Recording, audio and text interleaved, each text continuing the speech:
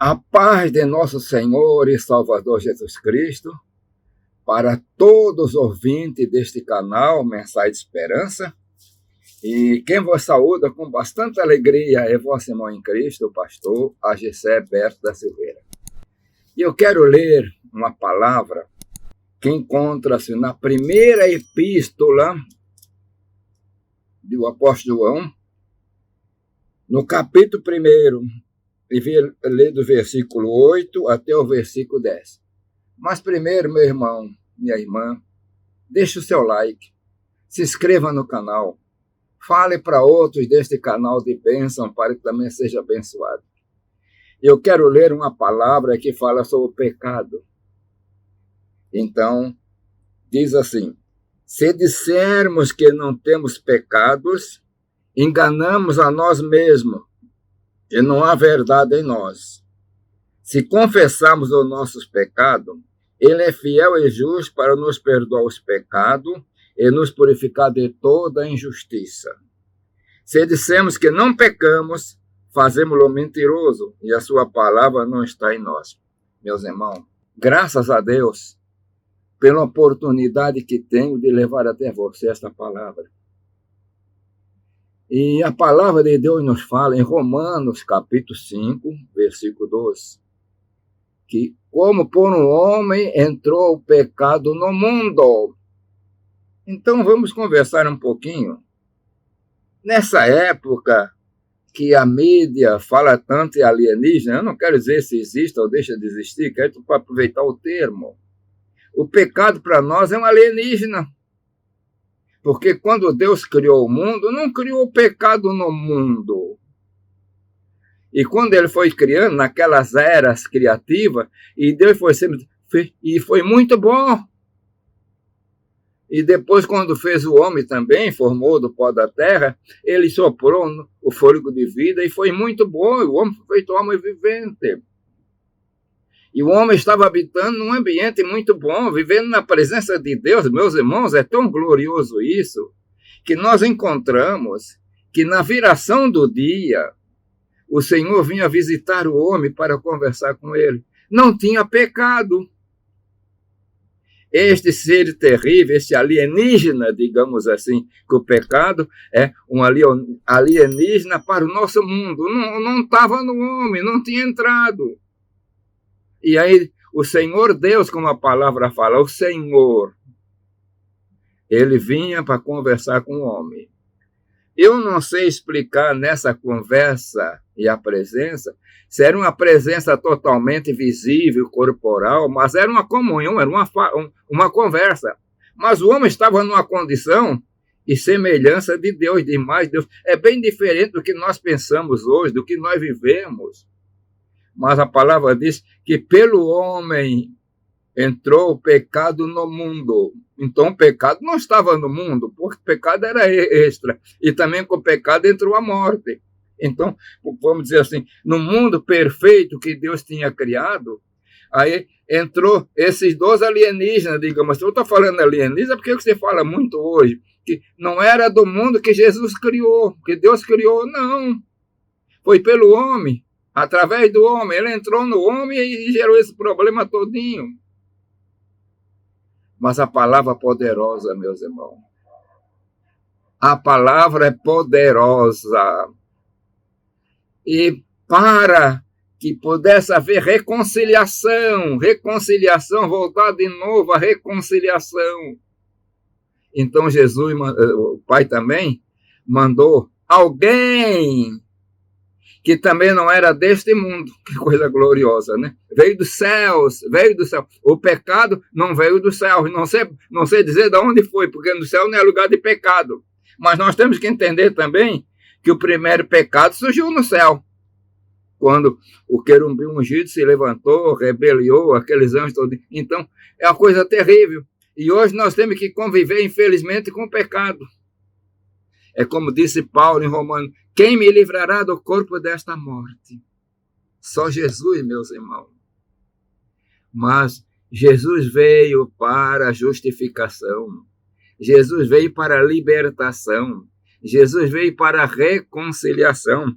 Por isso que a palavra diz Se dissermos que não temos pecado, enganamos a nós mesmos e não há verdade em nós. Se nós estamos enganando a nós mesmos, não há verdade em nós, porque nós somos pecadores. Nós temos pecado. É coisa terrível isso. Esse ser terrível, esse algo chamado pecado, inimigo de Deus, que Deus não suporta o pecado, suporta o pecador, mas não o pecado. Ele entrou no mundo que não era do mundo, criado por Deus. Mas um dia nós vamos ficar livres, vamos habitar num mundo que não tem pecado. Mas Jesus, então, ele veio para libertar. Jesus, meus irmãos, o libertador. Jesus, que se levantou para libertar. Porque está dentro do princípio que Deus amou o mundo de tal maneira que deu o seu Filho unigênito para que todo aquele que nele crê não pereça, mas tenha vida eterna. Note uma coisa. Ele deu o seu Filho unigênito para que todo aquele que nele crê, esse todo fala em totalidade. Então a salvação conquistada com sangue pela morte de Jesus na cruz do Calvário, essa salvação é para todos os homens, à disposição de todos os homens. O pecado entrou em todos os homens.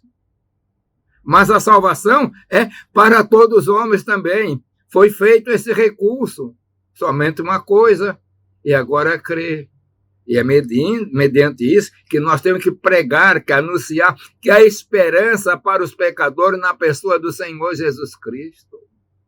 E a própria palavra diz, se confessarmos nossos pecados, oh, que coisa!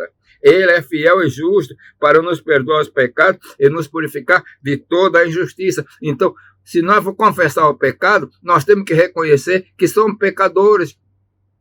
É como disse Paulo, que ele veio para salvar os pecadores, dos quais eu sou o principal.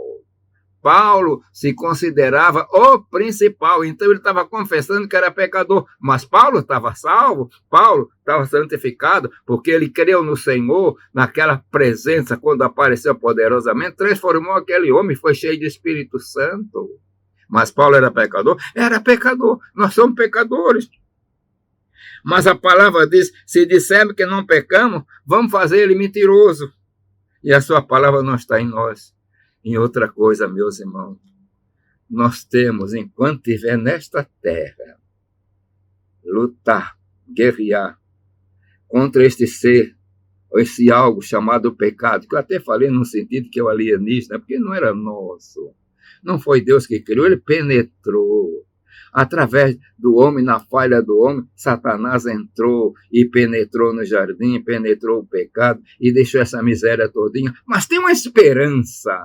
Eu continuo sendo um pecador. Mas acontece que sou um pecador perdoado. O sangue de Jesus que foi derramado na cruz do Calvário me purifica, ele me cobre, ele cobre. E quando o Pai olha para mim, vê a marca do sangue e não vê o pecado.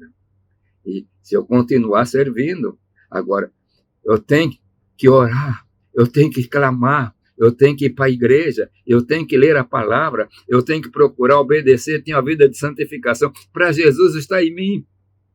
É Ele em nossa vida. É Jesus em nós, a segurança, a garantia de vida eterna. E como disse Paulo aos Colossenses, Cristo em vós, a esperança da glória.